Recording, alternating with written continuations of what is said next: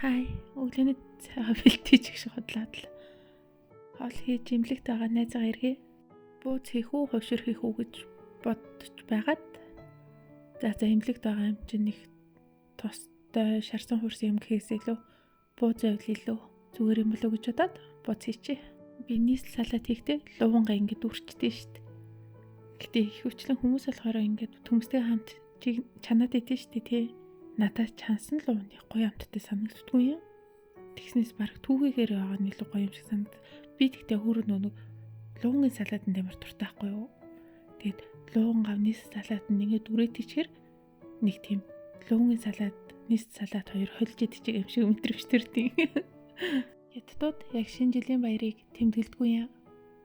Гэтэ за нэг тэмдэглэдэггүй ч гэж өөрсдийн одоо нийтийн тойллын 12 сарын 31 буюу одоо бидний шинэ оноо гаргадаг одоо энэ шинэ жилийн баярыг хятадууд болохоор зүгээр л нийтийн тооллоор шинэ оноо гаргаж байгаа юм өдөргээд нэг ахтар сүртэй тэмдэглэхгүй гэр орондоо бол яолох ерөөсөө засахгүй тэгэд бэлэгсэлт солилцох ч юм уу нэг тийм байхгүй тэгэд би яг тэгж тэмдэглэдэггүй болохоор бас Бээжин гэлтгүй ер нь хятадд нэлээд уйтгартай болтгийн яг шинэ жилээр нэг ямар ч наастер байхгүй.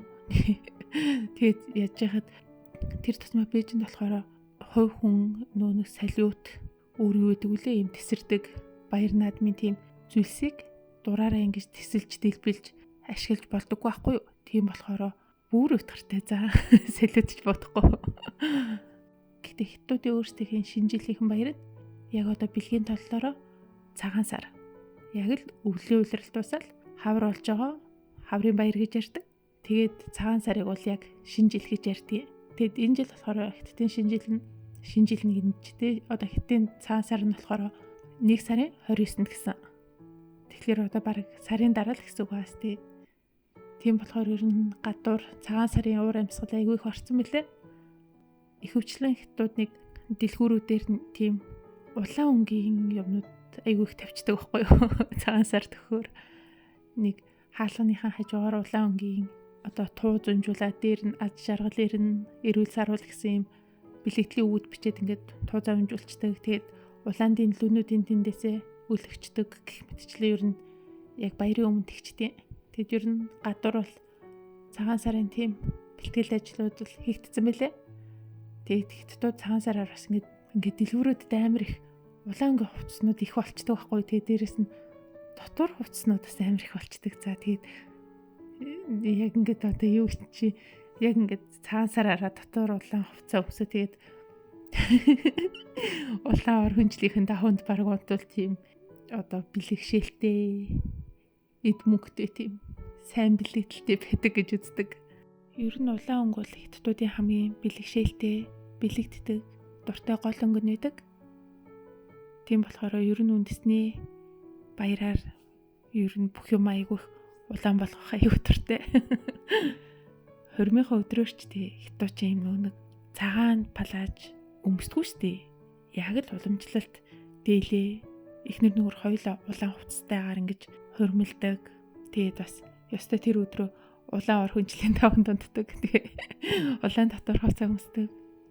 Тэгээд улаан өнгө нь ер нь яг хятадуудын хувьд бол аз жаргал, эрт хүч, зоригтой дайчин байдал, амжилт бүтээл гэсэн нэг тийм эерэг утгуудыг илэрхийлэхээс гадна бас тэмцэл, хувьсгал гэсэн юм утгуудыг илэрхийлдэхээрээ яг одоо ингээд нийгмийн үзэл санаатай маш их зохицдог өнгө гэж үздэг.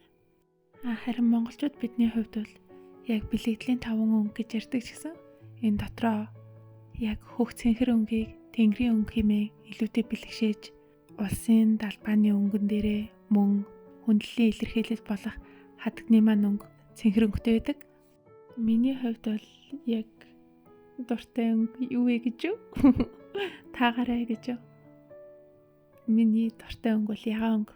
Тийм тод биш бүдэг нэг ийм бүдэг ягаан байдаг шүү дээ. Одоо Барби ягаан. Тийм нэг усын ягаан ч ус ягаан өнгөтэй байлаа юу?